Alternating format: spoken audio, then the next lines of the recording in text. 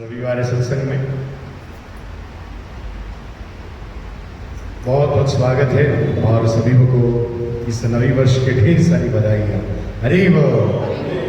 गुड़ी पाड़वा का विशेष महामहोत्सव और हमारे महाराष्ट्र पद्धति से नवे वर्ष का प्रारंभ आज से हो चुका है और इस नवे वर्ष में हम पूरा पहले बार इस नव वर्ष में प्रारंभ करने जा रहे हैं। इस नवयुग को, नए सत्संग को, नए उमंग के साथ, नए प्रेम के साथ, नए उत्साह के साथ और पुनः नई कृपा के साथ। बोले सिया बोले रामचंद्र भगवान की जय। राम जी आते हैं तो बड़े प्रेम से जोश भर देते हैं, कन्हैया आते हैं तो लीला भर देते हैं और महाप्रभु आते हैं तो पूरा रंग भर देते हैं। तो विशेष हमारी कृपा है हमारे ठाकुर की। वो कभी भी उत्साह कम नहीं होने देते, प्रेम कम नहीं होने देते, लीला का दर्शन कम नहीं होने देते और कहीं अगर कहीं थोड़ा पर फीका पड़ रहा हो तो महाप्रभु उसको पूरा रंग फुलफिल कर लेते। फिल इन द ब्लैंक्स जा रहा था, भगवान क्या कर देते हैं, उस ब्लैंक्स को पूरा पूर्ण विराम करके बढ़िया से रंग के साथ भर देते हैं।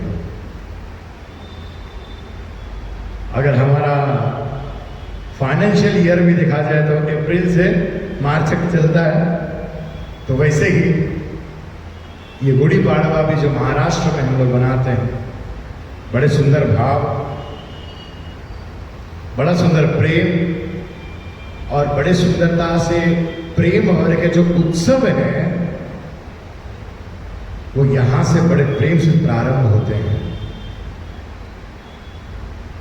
और गिनती में भी पहले हमारा जनवरी फरवरी कभी नहीं रहा, हमारा अभी ट्रेंडिंग चल गया है जनवरी फरवरी का डेट्स का और तिथियों का तो बड़ा धीरे धीरे लुप्त होते जा रहा है। लेकिन तिथि जो है पहले पूर्व तिथि को बड़ा मान्यता था, तिथि को बड़ा एक प्रेरणादायक था। आज जो हमारे दादा दादी लोग आज भी तिथि अनुसार अपने जन्मांतर जितने माता पिता का भी जन्म है, अपने दादा दादी का भी जन्म है, हम लोग आज भी मरणांत और जो लगाते हैं पोस्टर्स, वो लोग इस तिथि में जन्मे थे, इस तिथि में मरण हो गए थे, ऐसे डेट लिखते हैं।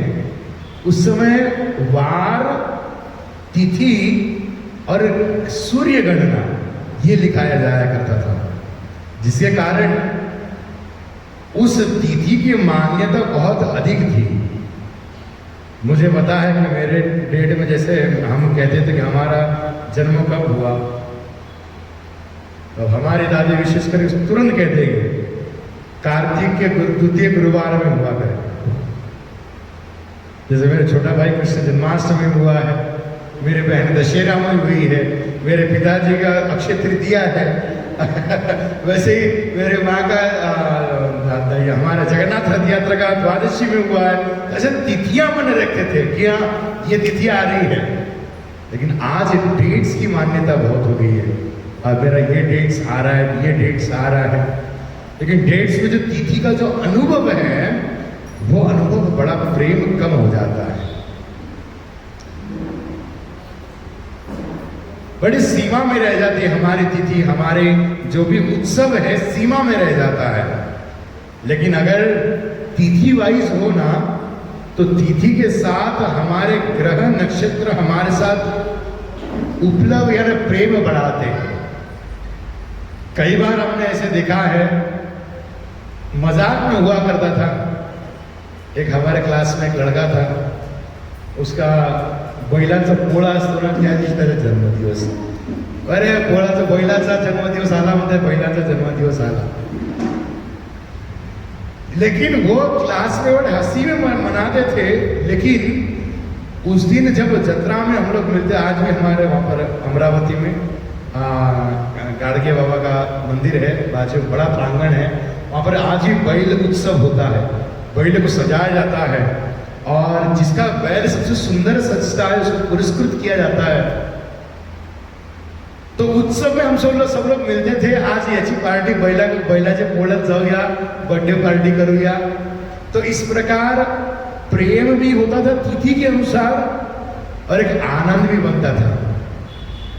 हमने जब जब तिथि अनुसार हमारे घर में बर्थडे बनाया तो कहो जन्माष्टमी रहा, एक तो दशहरा रहा, अक्षय तृतीया रहा, तो कहने का उत्सव है कि बर्थडे कम बनता था, उत्सव ज्यादा बनता था।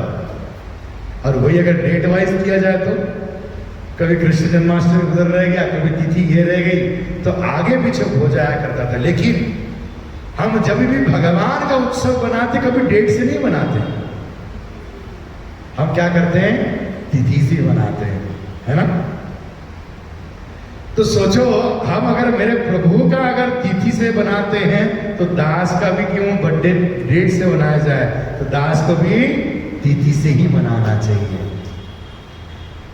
तिथि में उत्सव और उत्साह ज्यादा है, और उत्साह ज्यादा रहने के कारण कैसा होता है कि बर्थडे में अपने आप कई बार ऐसे जगह प्रयोजन हो जाता है कि हम ना चाहते हुए भी ऐसा उत्सव बन जाता है या आ जाता है, जिसके कारण हमारा बर्थडे नहीं बहुत सुंदर उत्सव बन जाता है। तो ऐसे कई जगह हैं कि जब विवाह में तिथि बनाई जाती है, तिथि के उपलक्ष्य में हुआ जाता करता है, तो ये सारे बातें जब तिथि में होती है तो तिथि में एक प्रेम अलग होता है। वैसे ही मेरे राम जी अब आ रहे हैं तो उस तिथि का आनंद दिन दिन रंग बढ़ती जा रहा है। और ये सौभाग्य मैं इसलिए मना रहा हूं कि कुछ दिन पूर्व में अयोध्या में वास करके आया, बड़ी सुंदर कथा थी वहां पर।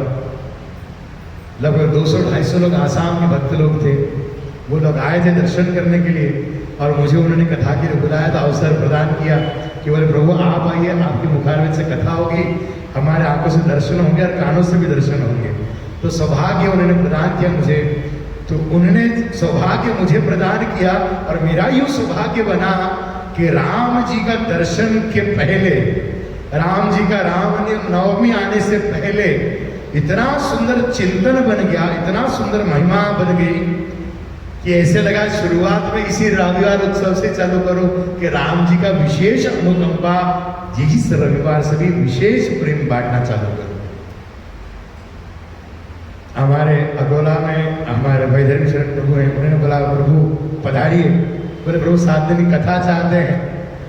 मैंने बोला प्रभु अभी तो पहुंचा हूं, पिछले 2 सप्ताह वैसे छुट्टी हो गई थी हमारे रविवार उत्सव की, लेकिन सब हम रही हैं क्योंकि विशेष तैयारी किए जा रहे हैं इस अप्रैल में। जिस प्रकार मेरे राम जी भी आ रहे हैं और आने वाले तिथि में हनुमान जी भी आ रहे हैं, हनुमान जी के साथ साथ मेरे कन्हैया जी का बड़ा सुंदर गीता जागृति कार्यक्रम इस वर्धा में होने जा रहा है।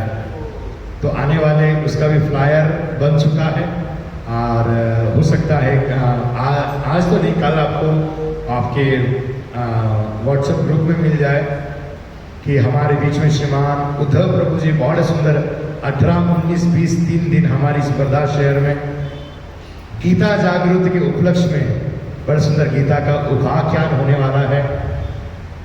तो यवतमाल आ चुके हैं, उनका प्रयोजन था कि 29, 30, 31 हो, लेकिन मैं ही थोड़ा बाहर था इसलिए प्रयोजन में थोड़ा सा आगे बढ़ाया गया। लेकिन वह उत्साह है कि ये बड़ा निरंतर आगे बढ़ता रहेगा। तो विशेष प्रेम अनुकंपा है, ये अप्रैल जो हमारा महीना है ये बड़ा अग्रसर करने का है, उत्साह को बढ़ाने का है, प्रेम को बढ़ाने का है, भक्ति को बढ़ाने की है। कृपा स्वयं राम जी देने के लिए भी आ रहे हैं और हनुमान जी भी देने के लिए पधार रहे हैं। तो बड़ा सौभाग्य है कि हम जब ऐसे उत्सव को बारंबार लूटते हैं, बारंबार जब हमारे जीवन में इसको प्रवेश करवाते हैं, कई बार जीवन निरुत्साही हो जाता है छोटे छोटे कारणों से, छोटी छोटी बातों से, छोटे छोटे उलझनों से सुलझ नहीं पाता, हम उसमें फंसे भी होते, सदैव टकराव होता रहता है। लेकिन जब जब हम उत्साह में भाग लेते हैं हंसते हुए खेलते हुए ऐसे लोगों से मिलते हैं जो सदैव भगवान में रमण करते हैं।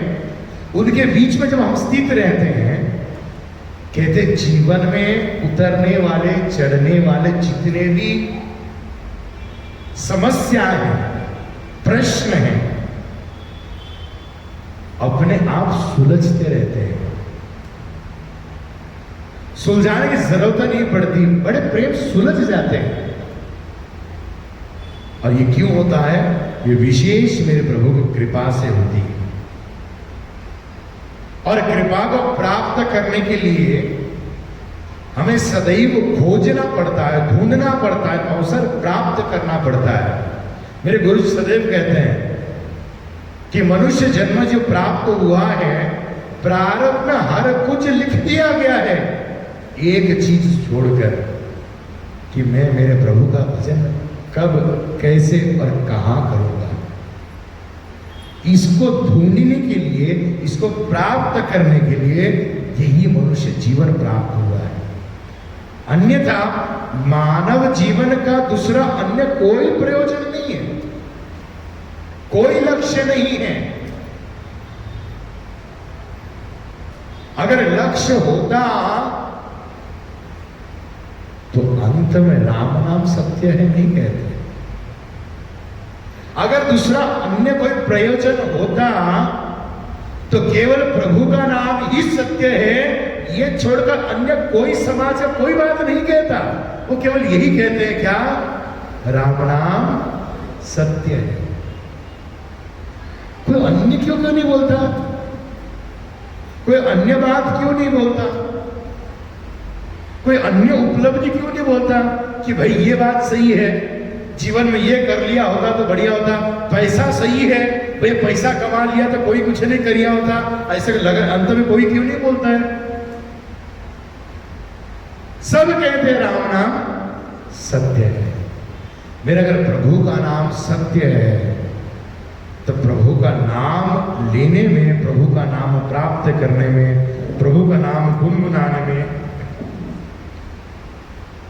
हमें उत्साह बहुत कम आता है। कभी कभी आता है, कभी कभी बड़े प्रेम आ जाता है, और कभी कभी तो आता भी नहीं है। कभी कभी बड़े उत्साह से हम लोग प्रवेश कर जाते हैं, भजन में कहो, कथा में कहो, जप में कहो, सेवा में कहो, और कभी कभी मन ही नहीं करता। आज ही एक प्रश्नार्थ चल रहा था बच्चों के बीच में, राधेश्याम प्रभु का लाइव लेक्चर था।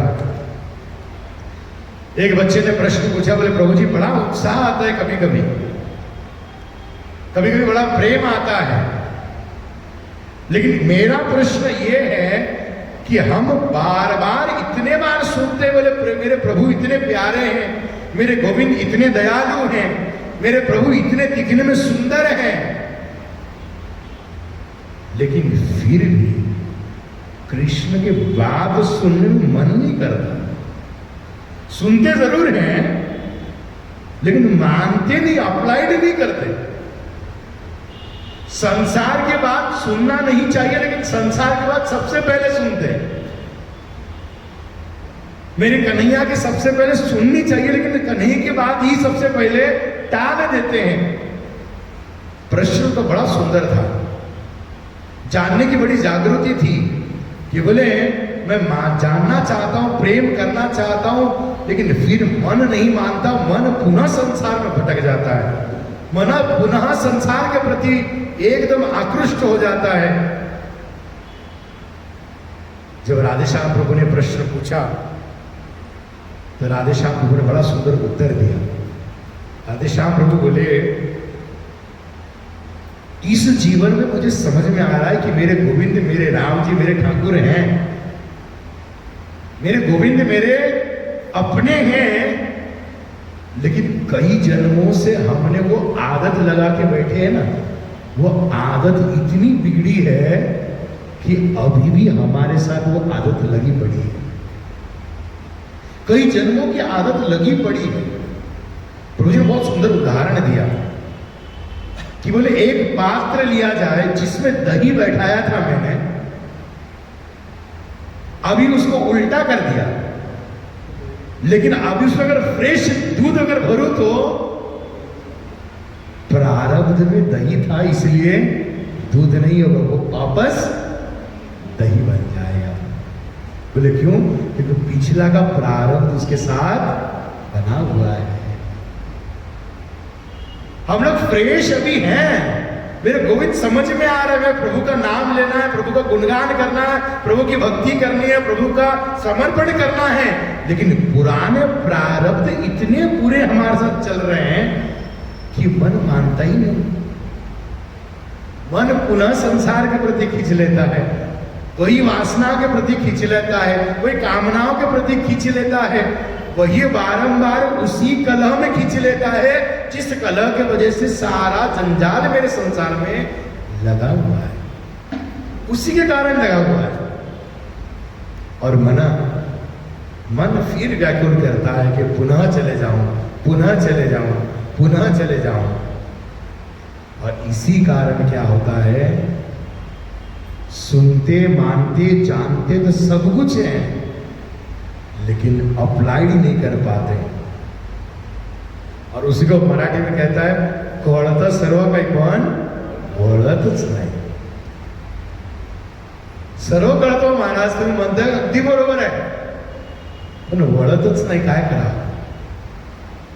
इसका कारण क्या है? हमारे पुराने प्रारब्ध जो हैं वो बड़े तीव्र हैं। हमारे प्रेजेंट से ज्यादा हमारे पुराने प्रारब्ध बड़े तीव्र हैं, और वो तीव्र होने कारण जो हमारे अभी जो है, अभी जो प्रेजेंट में है, वो सारा कुछ गड़बड़ा जाता है।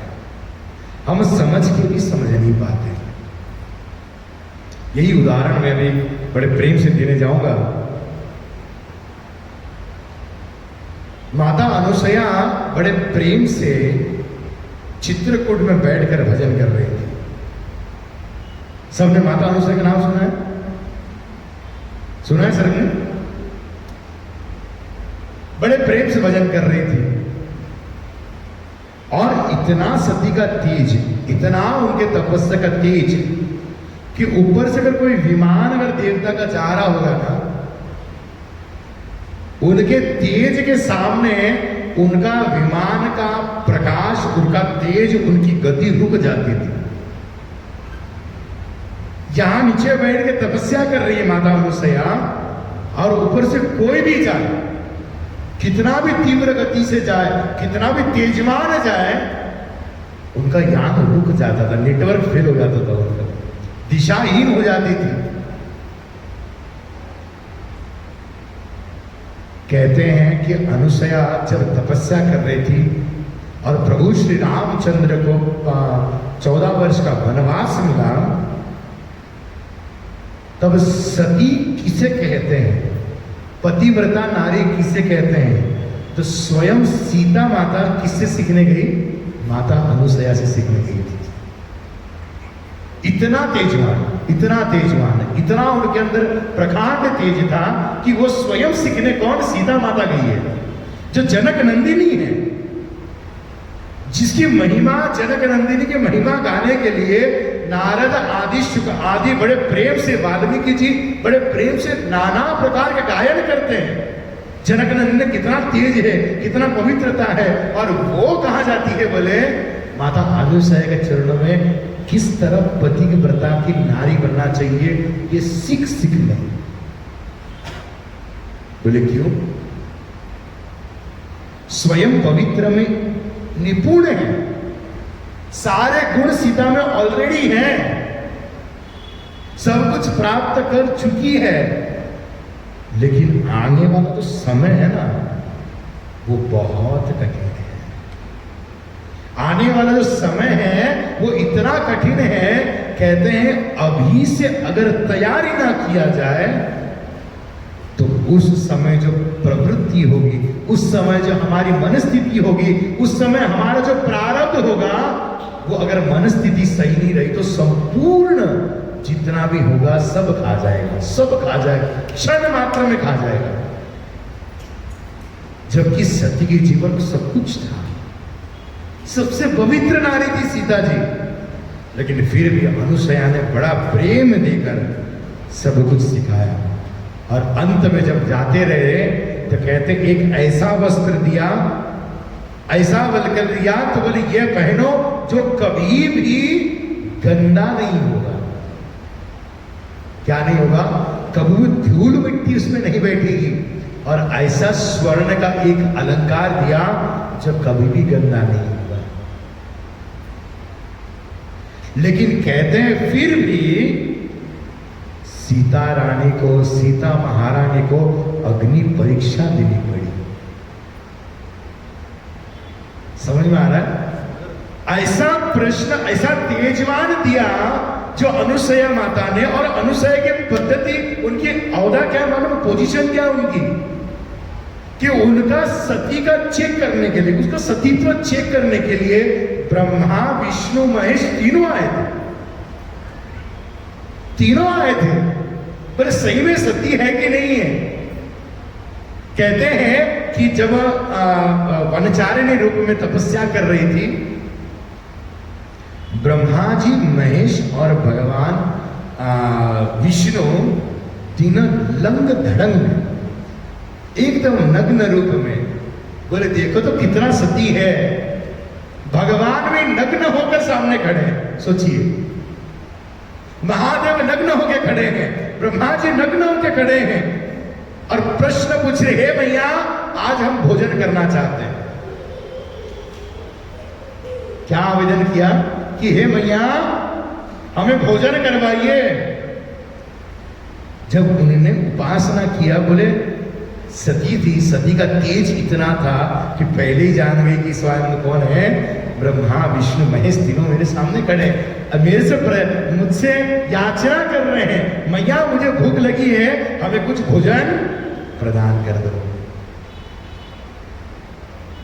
लेकिन माता अनुसया भी इतनी दुर्बल थी, कहते हैं ददामि बुद्धि योगम तुम ये मां उपयांति थे, तो सदैव भगवान को चिंतन करता है ना, अन्य अन्य चिंतयन तो मां, जो भगवान को सदैव चिंतन करते तो भगवान बुद्धि प्रदान करते हैं। भगवान बुद्धि ददामि बुद्धि योगम तम ये मां उपयांति थे, मैं उसको प्रदान करता हूं। बोले कौन?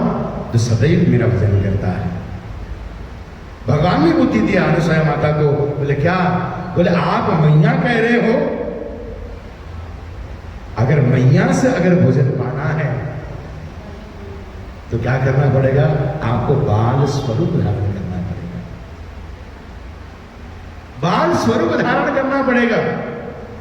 तुरंत अभिद्रित मंत्र किया और तुरंत तीनों को स्वीकार किया। तीनों बाल गोपाल बन गए, लंग धड़ंग थे।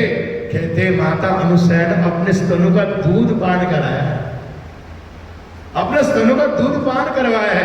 प्रेम से पियो। महादेव पी रहे हैं, ब्रह्मा विष्णु पी रहे हैं, भगवान पी रहे हैं, और बड़े आनंद से। और इतना सती का प्रभाव लेकर इतना आनंदित हो गए।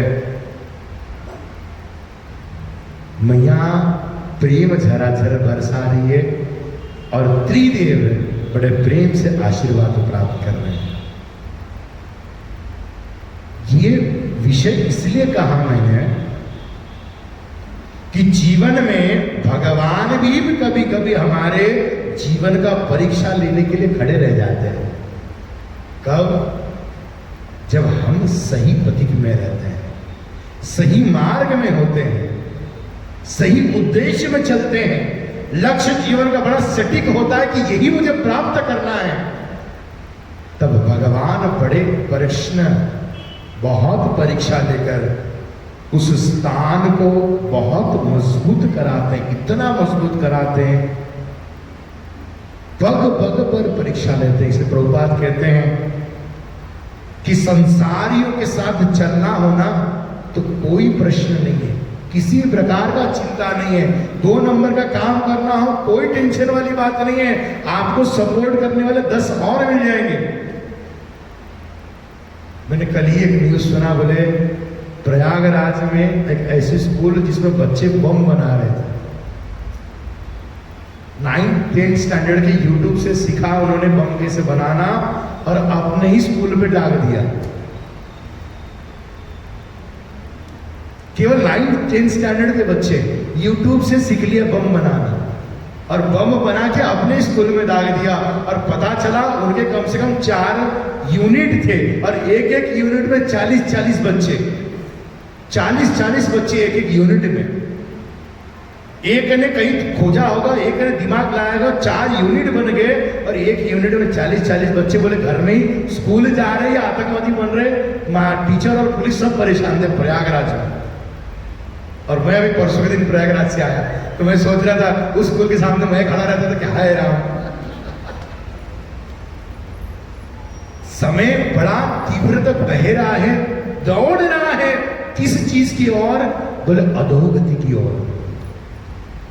हमारा जीवन बर्बाद कैसे करे, हम कितना अपने जीवन को त्रस्त व्यस्त कर ले, इसके लिए समय बड़ा तीव्र गति से दौड़ रहा है। लेकिन अगर सदमार्ग में चलना चाहे तो बड़ा कठिन है, बहुत कठिन है। लोग योग साधना नहीं कर पा रहे बैठ के, लक्ष्य तो छोड़ दो। स्थित प्रज्ञ, जो भगवान कहते हैं स्थित प्रज्ञ बनो, अर्जुन स्थित प्रज्ञ बनो, स्थिति में बैठ जाओ। बोले हम तो 2 घंटा स्थिति प्रज्ञ तो बैठ नहीं पाते हैं, हम 2 घंटा ठीक से बैठ नहीं पाते, हमको सबको चेयर चाहिए, हम आसन तक 2 घंटा लगा के बैठ नहीं पाते। नाना प्रकार, कभी इधर उल्टेंगे, कभी उल्टा उल्टेंगे, कभी ऐसे करेंगे, कभी गर्दन हिलाएंगे, बाप रे बहुत 2 घंटा हो गया। हम 2 घंटा एक जगह स्थित करके बैठ नहीं पाते। भगवान तो बहुत दूर की बात है। आज इतना मन चंचल भर गया है, इतना दौड़ रहा है मन, कि हम अपने ही मन को काबू नहीं कर पाते। भगवान का चिंतन तो बहुत दूर रह गया, भगवान का चिंतन बहुत दूर रह गया। हम अपने लिए सोचने के लिए फुर्सत नहीं है कि मैं क्या कर रहा हूं दिन भर।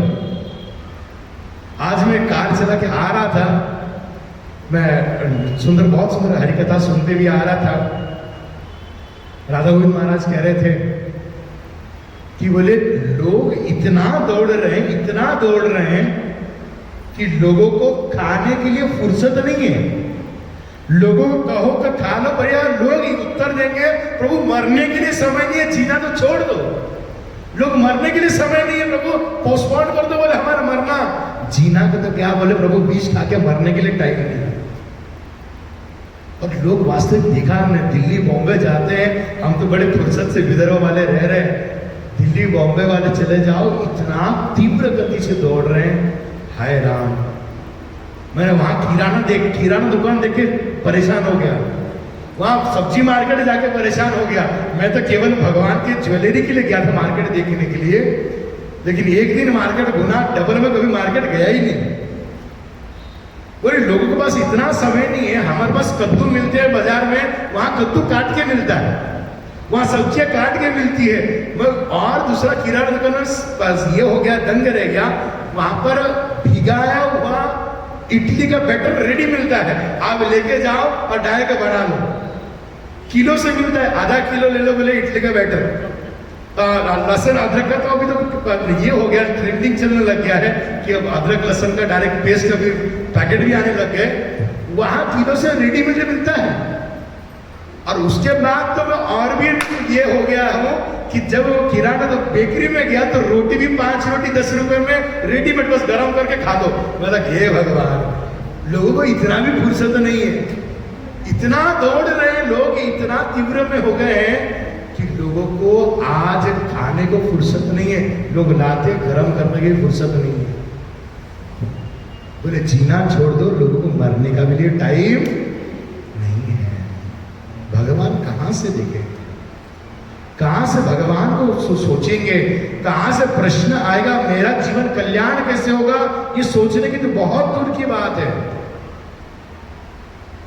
और उससे ज्यादा भयानक परिस्थिति हमारी है कि हमारे धर्म को तोड़ने वाले, हमारे धर्म को पछाड़ने वाले, हमारे धर्म की विद्याओं को दबाने वाले, हमारे संस्कृति को एकदम निष्कर्ष से छिन्न भिन्न करने वाले 10 गुना बढ़ रहे हैं।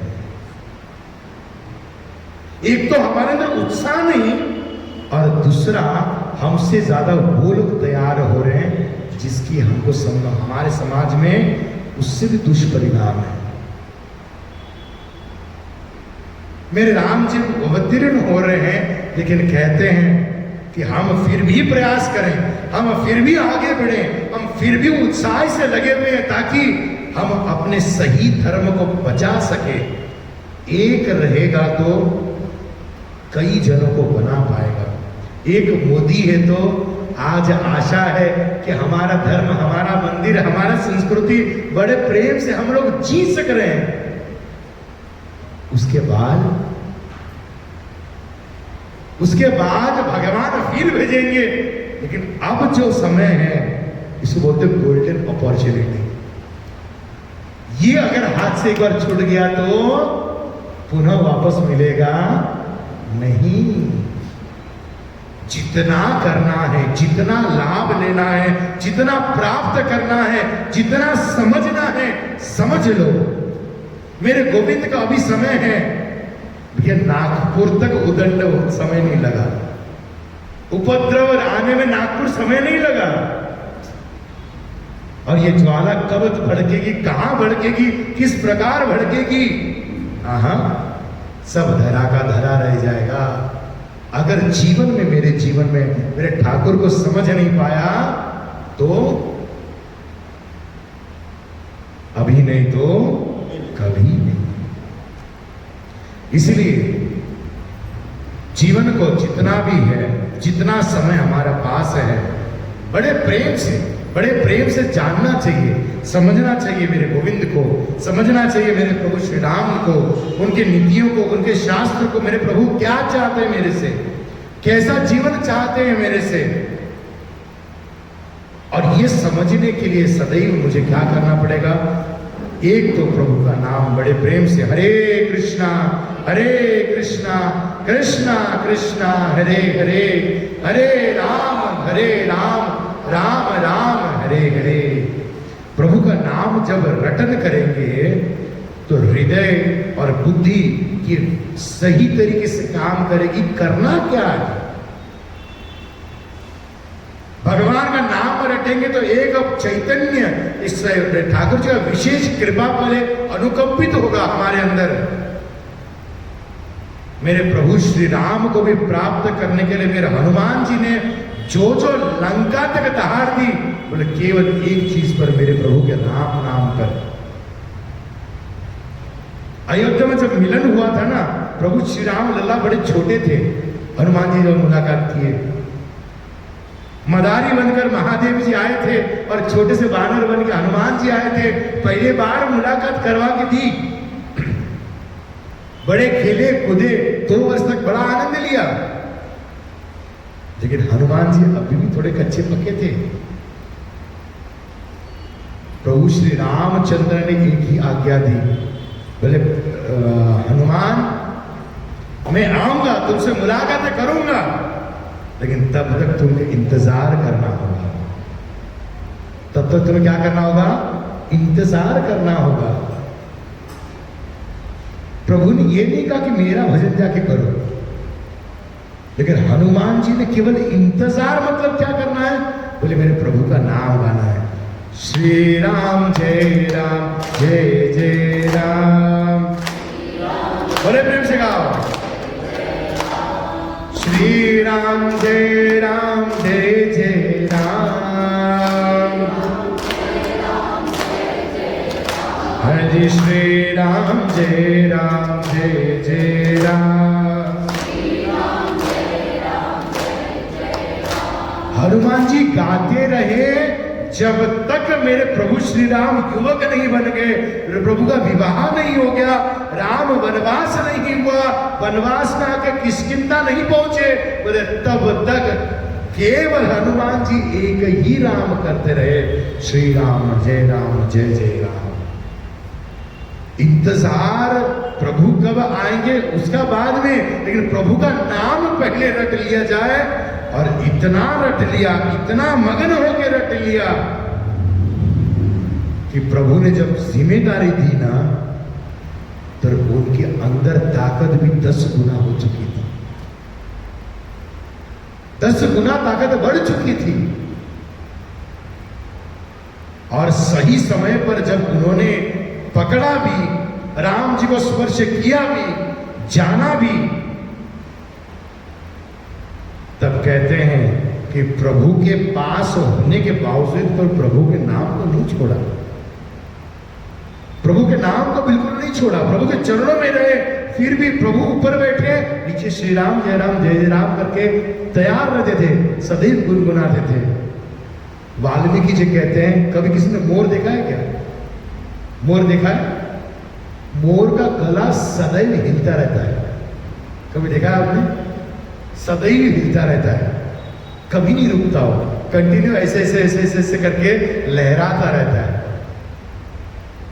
वाल्मीकि जी वर्णन करते हैं कि बोले हनुमान जी जब नाम गाते हैं ना, बोले कोई सेवा नहीं है, इंतजार करना है, स्थिर रहना है, तो हनुमान जी बड़े प्रेम से गाते रहते हैं, श्री राम जय जय राम, श्री राम जय जय राम। बोले केवल मयूर जब नाम लेता है ना, जब अपना पीयू करके बड़ा सुंदर आवाज लगाता है, तब उसका गला तो एकदम प्रेम से हिलता भी है, लेकिन जब नाम नहीं लेता है तब भी उसका गला बड़े प्रेम से लहराता है।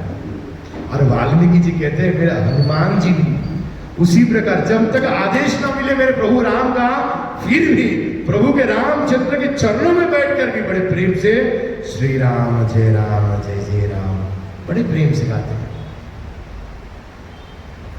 हम अपने जीवन में भी, वाल्मीकि जी कहते हैं, हम अपने जीवन में भी क्या करना चाहिए? बोले स्थिति में रहना चाहिए। सबसे पहले हमारी स्थिति में रहना चाहिए। किसी ने कहा अवकात में रहना चाहिए। अवकात मतलब क्या? बोले सबसे पहले हमारी परिचय होना चाहिए, हम आत्मा है, ये स्थिति में रहना चाहिए। हम जब शरीर स्थिति में रहते हैं बड़े आनंद में रहते हैं, बोले कोई फिक्र नहीं, जब तक शरीर है जिए जाओ, खाए जाओ, मजे लिए जाओ। बाद में किसने देखा है? मृत्यु के बाद में किसने देखा है? मूर्ख होते हैं वो व्यक्ति, बोले जो आत्मा की स्थिति में नहीं होते हैं। और मेरे गुरु जी बड़े सुंदर वर्णन करते हैं, बोले स्वस्थ वो है जो स्व में स्थित है, वो स्वस्थ है। समझा? स्व में स्थित रहना उसको स्वस्थ कहा गया है। मतलब अपने में स्थित रहना, अपने में यानी मैं कौन हूं, ये आत्मा में स्थित रहना, इसको स्वस्थ कहा गया है। वही आदमी स्वस्थ है जो आत्मा में रमण कर रहा है। और आत्मा में जो रमण करता है वो किसके साथ कनेक्शन होता है? बोले परमात्मा के साथ, गोविंद के साथ। और जिसका गोविंद के साथ संबंध है तो वो बड़ा स्वस्थ है। और जिसका गोविंद के साथ संबंध नहीं है, जिसका मेरे प्रभु श्री राम के साथ संबंध नहीं है, जो आत्मा में स्थित नहीं है, तो दिन भर रोते रहता है, हाय हाय हाय हाय करते रहता है। माया को आने दो, ये करने दो, वो करने दो, नाना प्रकार के उपलब्धि प्राप्त करते रहता है, लेकिन सुख की एक कौड़ी मात्र उसको लाभान्वित नहीं होती, स्पर्श नहीं कर पाता सुख को, केवल आने दो हाय हाय करते रहता है। और यही बात बड़े सुंदरता से राम जी जब जा रहे थे वनवास में, लक्ष्मण जी को बड़े प्रेम से समझाते हैं, लक्ष्मण जितने तुम क्रोधित हो रहे हो, बोले किस पे? जब वो गए थे किष्किंधा, वहां पर दो जन थे, एक को राज्य दिलाया, वो कौन था? नाम जानते हो? सुग्रीव। सुग्रीव पर राज दिलवाया, किससे दिलवाया? बाली से। बाली को मरवा दिया और सुग्रीव को राज्य दिलाया। राज्य दिलाने के बाद चतुर्मास का समय था, 4 महीने इतना प्रवाह था, इतना तेज था, इतना बारिश थी।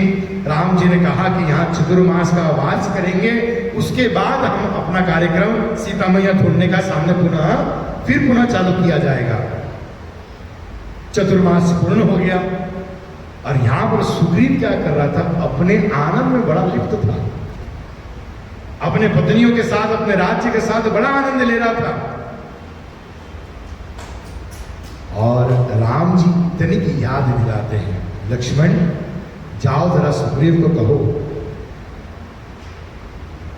कि उसने वचन दिया था कि जिस प्रकार मैंने उसकी सहायता की है, वो भी मेरे पत्नी में को ढूंढने के लिए अपनी सेना मुझे देगा और बड़े सुंदरता से हम क्या करेंगे, अग्रसर करेंगे। शायद वो भूल चुका है। लक्ष्मण तुरंत खड़क उठाते, बोले प्रभु अभी आज्ञा दो, अभी उसका सर कलम कर दूं, अभी आप आज्ञा दो तो मैं उसको क्या कर दूं, आपका आदेश का पालन नहीं किया उसको तुरंत दंड दे दिया जाए। प्रभु श्री राम बड़े प्रेम से समझाते हैं, बोले ये संसार की प्रवृत्ति है, इस संसार के लोगों की प्रवृत्ति है कि जब जब प्रभु से मिलता है तनिक थोड़ा सा ढील क्या दे दिया तो ये तुरंत अपने में लिप्त हो जाते हैं और भूल जाते हैं। बोले मुझे मैंने ही दिया उसको और मैंने उसका रमण करने का सारा अवसर प्रदान किया। बोले चतुर्मास तो बढ़िया से क्या कर ले, भजन कर ले, लेकिन संसार में, वो संसार में ऐसा लिप्त हो गया कि मुझे ही भूल गया कि मेरे प्रभु श्री राम बाजू में बैठे। और इस पद को वर्णन करते हुए वाल्मीकि जी बड़े प्रेम से कहते हैं, बोले क्या करते हैं, बोले अच्छा है कि प्रभु मेरी बात नहीं सुनते। क्या बोले वाल्मीकि जी? वाल्मीकि जी कहते हैं कि बड़ी अच्छी बात है कि प्रभु मेरी बात नहीं सुनते। अगर मेरे प्रभु तथास्तु तथास्तु करते हुए हरेक को आशीर्वाद दे दिए होते तो बोले सबने अपनी नाना प्रकार की जो इच्छाएं नहीं करनी चाहिए वो भी अगड़म बगड़म तिगड़म सारे इच्छाएं पूर्ण कर लिए होते।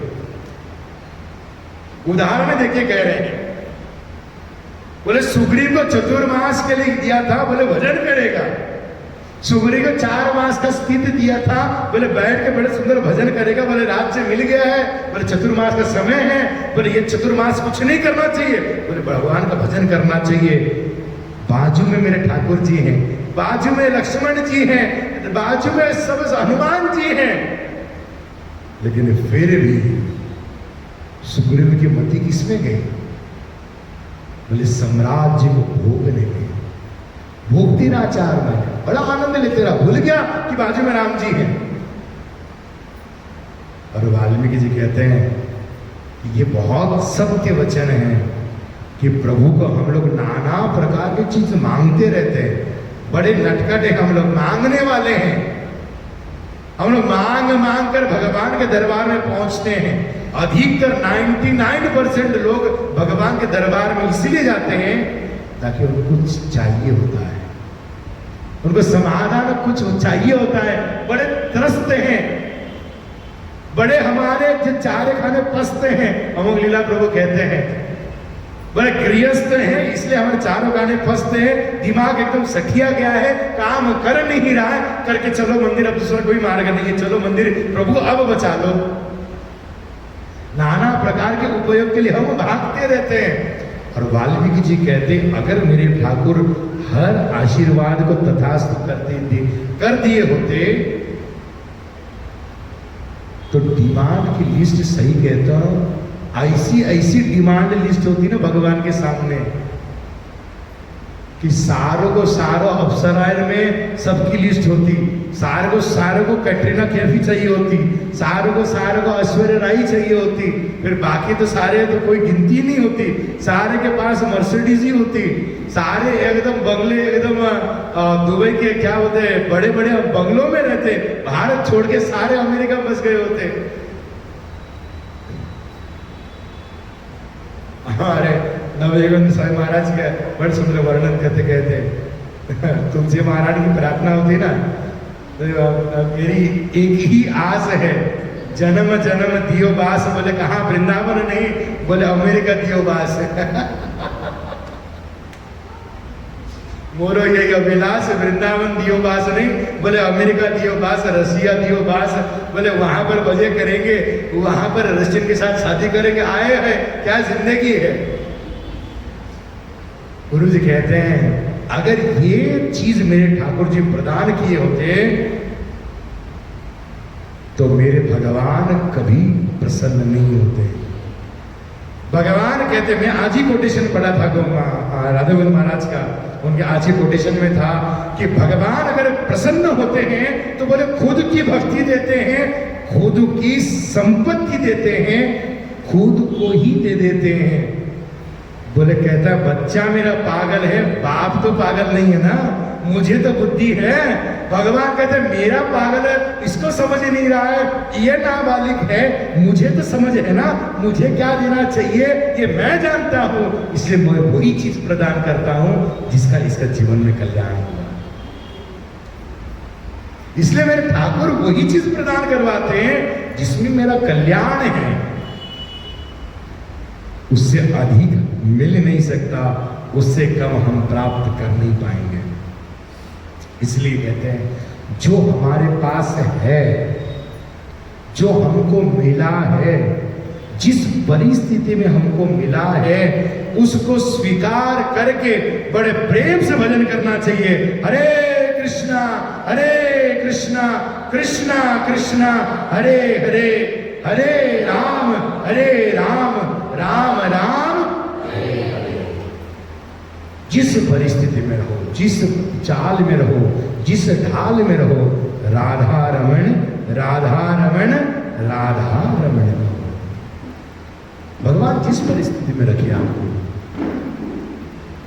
शुक्र है हम उस आतंकवादियों के बीच में नहीं है, शुक्र है भगवान हमारे वो नालायक बच्चे नहीं हैं, शुक्र है भगवान हमें प्रभु का नाम बड़े प्रेम से गाने का अवसर मिल रहा है। ऐसे अवसर में भी हम लोग प्रभु का प्रेम से नाम नहीं ले पाए, हरि कथा सुन नहीं पाए, हरि की महिमा गुणगान कर नहीं पाए। धिक्कार है हमारे जीवन पर, और ऐसा सु अवसर हमें प्राप्त हो रहा है।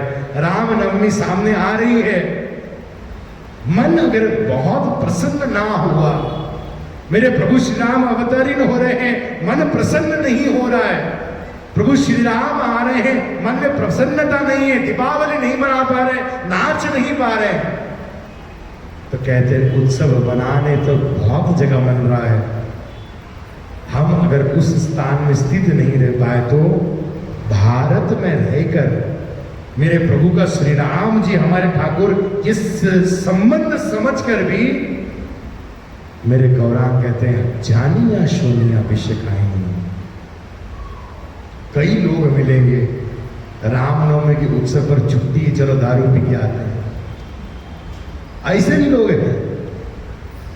आज रामनवमी का उत्सव है, बढ़िया, क्या करें, बोले रामनवमी है, बोले पगार लेने चले जाते हैं, पैसा लेते, दारू पीते, पड़े रहते हैं। कई लोग ऐसे हो तो भाई डीजे लाओ, डीजे बजाएंगे, सिर्फ राम जी का ना, दूसरे को नुकसान, अपने को भी नुकसान, और फालतू रंग उड़ा के नाना प्रकार का उपद्रव करेंगे। मेरे राम जी को सब देखना चाहते, जानना चाहते, सुनना कोई नहीं चाहता मेरे राम जी को।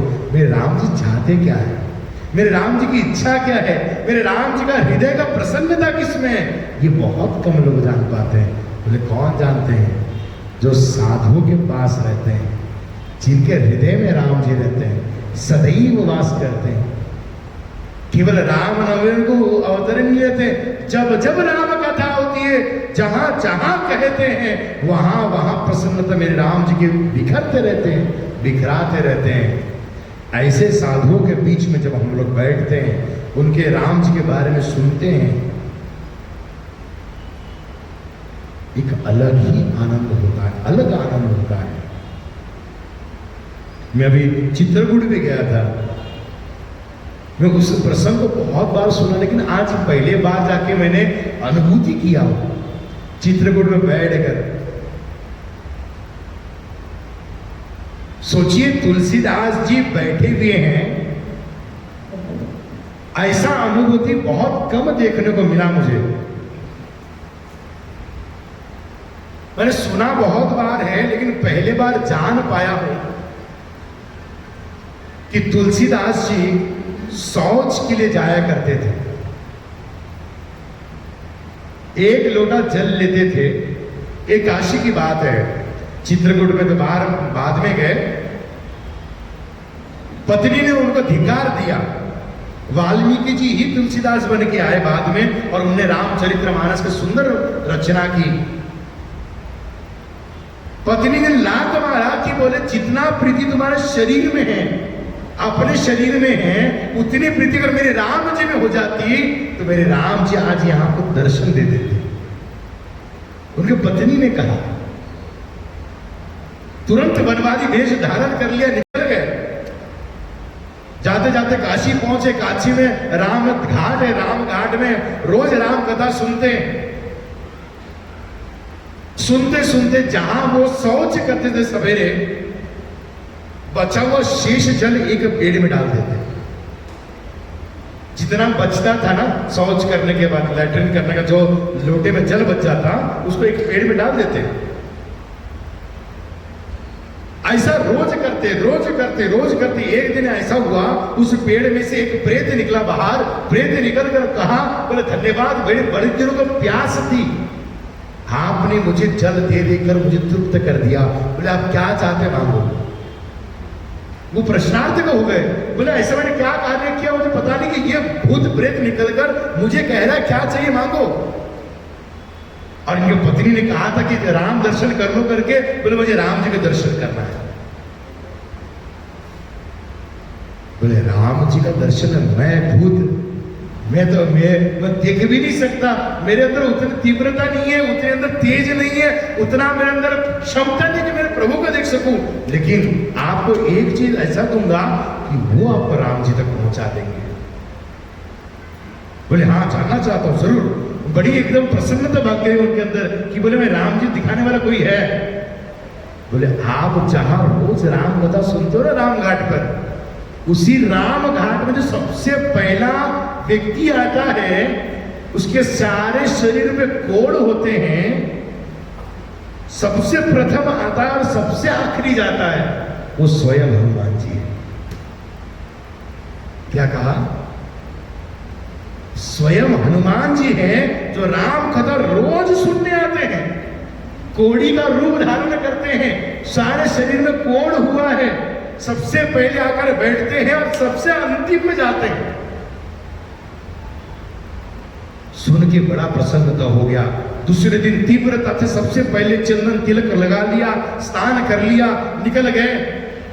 निकलकर जाकर सबसे पहले नजर देखा, सबसे पहले आते कौन है, और सच में वो कोड़ी वेश देखा। बोले यही हनुमान जी है।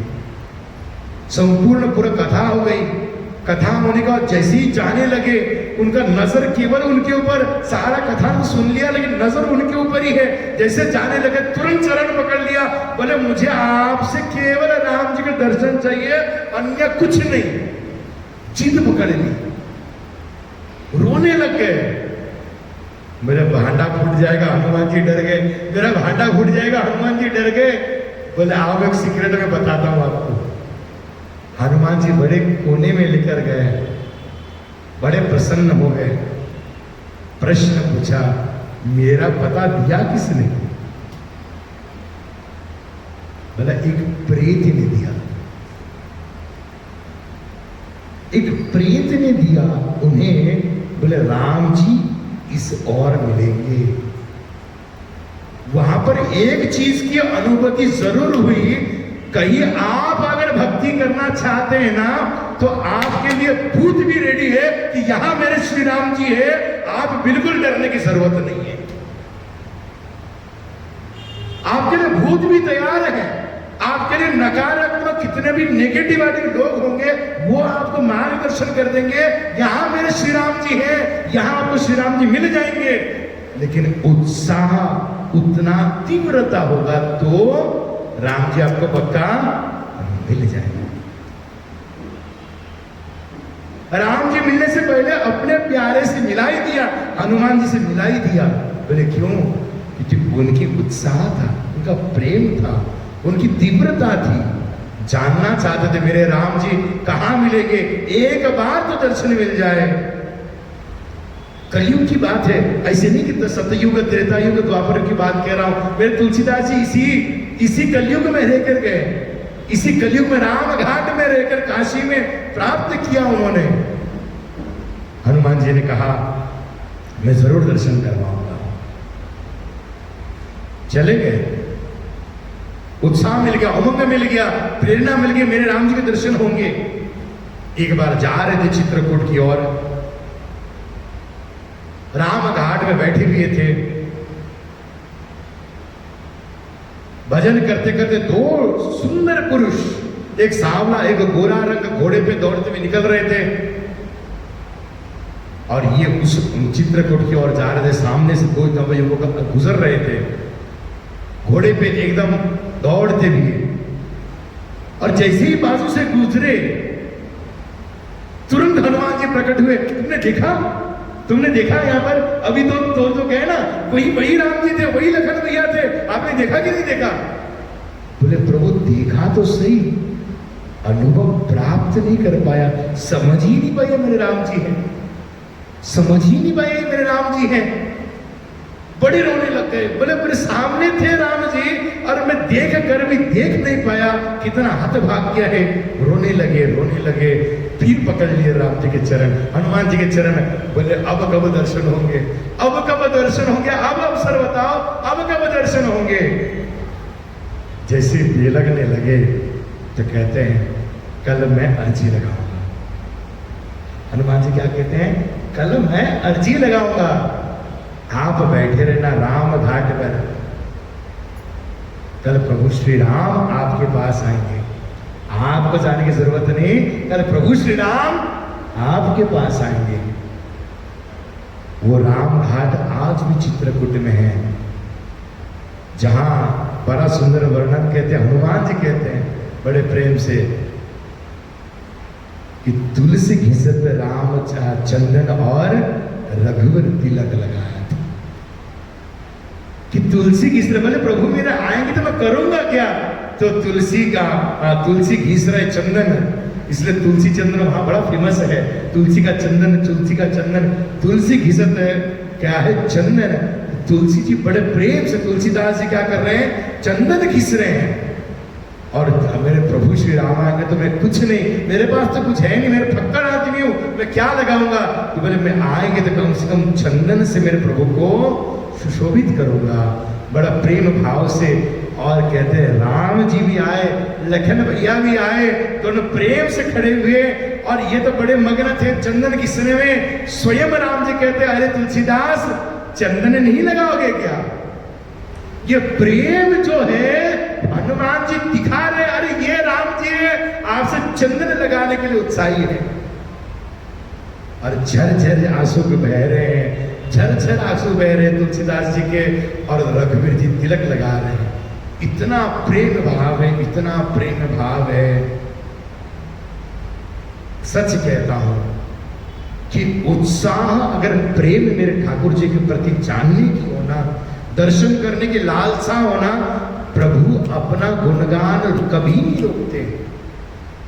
प्रभु अपना तीव्रता बहुत प्रेम सटीकता से दर्शन करवाते हैं, चाहे संसार में कितना भी बुरा क्यों ना भरा हो।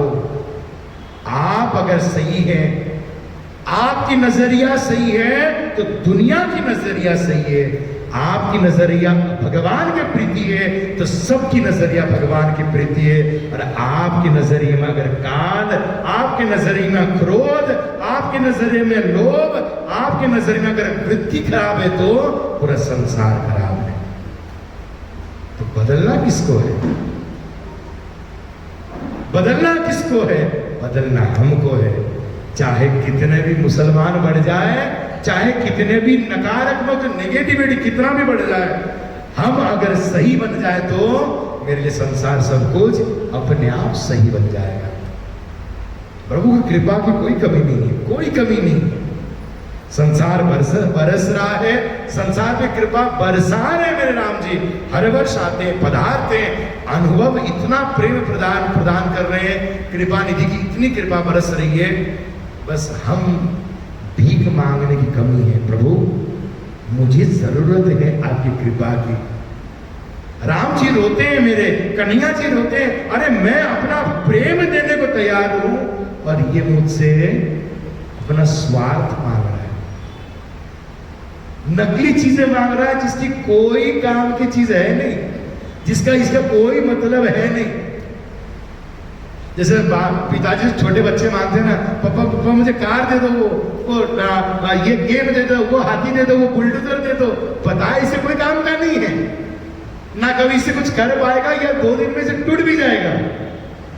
लेकिन पिताजी क्या कहते हैं, चलो यार कोई बात नहीं, मन पहनाए तो मान भी जाते हैं, क्योंकि बोले हम संसारी बाप हैं, मेरे राम जी परमानेंट बाप है, इसलिए टेम्परेरी चीज भी नहीं देते।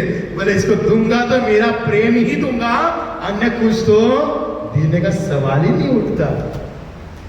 ये वाल्मीकि जी बड़े प्रेम से बहुत सुंदर अनुभव के साथ कहते हैं। और राम जी जब ये प्रेम बरसाने के लिए आते हैं ना संसार में, तो जो प्रेम के प्यासे हैं, जो प्रेम के अनुभूति करना चाहते हैं, वो इंतजार करते हैं कब मेरे राम आएंगे। जिस प्रकार शबरी कर रही थी, जिस प्रकार अहिल्या कर रही थी, जिस प्रकार हमारे इसका नाम क्या है,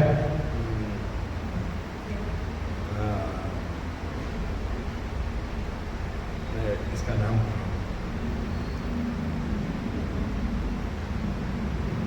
बाद में तो वो केवट भी था, भरत जी भी थे, वो बड़े कर रहे थे, और एक जन था जो बड़े तीव्रता से राह दिख रहा था, मरीच मरीच मरीच बहुत तीव्रता से राह देख रहा था, कब मुझे राम जी आएंगे, मुझे बाण मारेंगे। बोले मरना है तो राम जी के पास जाके मरूंगा, इसे रावण के हाथ में मरने से क्या फायदा। मरीचि भी बड़ा उत्साह था तो वो असुर का ना, असुर कुल का था। रावण लात मार के अपने मामा के कह के गया, मामा जी आपको मृग बनना पड़ेगा, वहां से हरण करना है, सीता हरण हमें करना है। बोले अगर करोगे तो राम जी से मरोगे, नहीं करोगे तो मेरे खड़क से मरोगे। बोले दोनों ऑप्शन मरने का है तुम्हारे पास। स्वीकार किया। बोले वृत्ति थी इस असुर की, लेकिन बोले इस पागल से मरने अच्छा तुम्हें राम जी के चरणों में जाके मर जाओ, राम बाणों से मरू। उसके अंदर सुबुद्धि आ गई। तो हम कितने पागल हैं कि हम राम जी से प्रेम करना नहीं चाहते, हम राम जी को जानना नहीं चाहते, राम जी को पहचानना नहीं चाहते, राम जी को सुनना नहीं चाहते। तो कैसे हमारा जीवन कल्याण होगा, कैसे हमारा हृदय द्रवीभूत होगा, कैसे हमारे राम जी के प्रति प्रेम बढ़ेगा। ये जानने के लिए हमें सदैव प्रभु की चरणार बिंदे आना है, प्रभु से प्रार्थना करना, हे नाथ, हे करुणानिधि, आपका बार-बार कृपा बरस रहा है, मेरा उत्साह नहीं बन पा रहा है, मैं पहुंच नहीं पा रहा हूं, सदैव आपकी सदैव कृपा निधि की जरूरत है। मैं जरूर आपका नाम सदैव गुणगान करता रहूं, आपके चरणों में समर्पित रहूं, आपकी सदैव भक्ति करता रहूं, आपका नाम जप करता रहूं, आपका सदैव गुणगान सुनता रहूं, आपके ऐसे वैष्णवों के बारंबार मुझे सानिध्य मिलता रहे, जिसके मैं सदैव ऋणी रहूंगा। प्रभु आप कृपा करते रहो, कृपा करते रहो। जब जब बार बार ऐसी अर्जी लगाएंगे, बार बार हमारा जब लेटर पहुंचते रहेगा, कभी ना कभी तो 1 लेटर पास हो जाएगा। एक बार लेटर पास होगा, हम अर्जी डालेंगे ही नहीं तो पास होने का तो सवाल ही नहीं उठता। हमको अर्जी डालते रहना पड़ेगा, बारंबार बारंबार डालते रहना पड़ेगा। दयानिधि की एक बार कृपा हो जाएगी तो फिर हमारा बेड़ा पार है। तो इस प्रकार हम जब राम जी को अपने जीवन में धारण करेंगे, लीला तो बहुत विस्तार है, राम जी की बड़ा प्रेममयी लीला है, तो हम इसको अगले रविवार भी बड़े सुंदरता से सुनेंगे हम लोग। और प्रयास कीजिएगा आप लोग कि राम जी को हमारे जीवन में केवल स्टेटस में नहीं, केवल फोन के पेज पेपर में नहीं, तो इस बार मैं अपने हृदय में धारण कर सकूं। मेरा हृदय आज भी खाली है, गंदगी से भरा हुआ है। तैयारी करूं कि अभी भी मेरे पास 7 दिन है। ऐसा रमण करूं मेरे राम जी की कथा सुन सुनकर कि राम जी कहें कि भैया वर्धा में ये भक्त मेरा है, इस बार उतरूंगा तो ये भक्त का हृदय खाली है, यहां जाऊंगा और बड़े ट्यून से जय श्री राम का नारा लगाते हम स्वागत करेंगे। ये भाव बन के रहे, ये भाव अंगीकार होता रहे। देखिए तो जीवन परिवर्तन कैसे होता है। जीवन परिवर्तन हो जाएगा जब हम उत्साही होंगे। मेरे राम जी रस भरेंगे, मेरे राम जी आनंद भरेंगे, मेरे राम जी बड़े प्रेम का सागर बहाएंगे। हम उतने प्यासे हैं तो, लेकिन अगर वो कनेक्शन टूट जाए तो अगले साल पुनः अगले बार मिलेंगे, फिर अगले साल पुनः ये रामनवमी निकल गई, फिर अगले साल पुनः रामनवमी आएगा तो जशी आहे तशी। हमें वैसा नहीं बनना है, हमें वैसा नहीं करना है। हम अगर प्रभु श्री राम के इस्कॉन से जुड़े हुए हैं, इस्कॉन से भक्त बनना चाहते हैं, तो सही राम जी को, अपने महत्वाकांक्षी को समझना है, मेरे राम जी को बड़े प्रेम से समझना है और अग्रसर करना है। आइए 2 मिनट बड़े प्रेम से कीर्तन करते हैं, मेरे प्रभु को श्री राम का गुणगान करते हैं और फिर अगले संडे पुनः बड़े राम जी का गुणगान होगा, प्रेम होगा और आप लोग जरूर पुनः अपना प्रेम लेकर पधारिएगा। हरे कृष्णा कृष्णा कृष्णा हरे हरे, हरे राम राम राम हरे हरे। बोलो सियावर रामचंद्र भगवान की जय।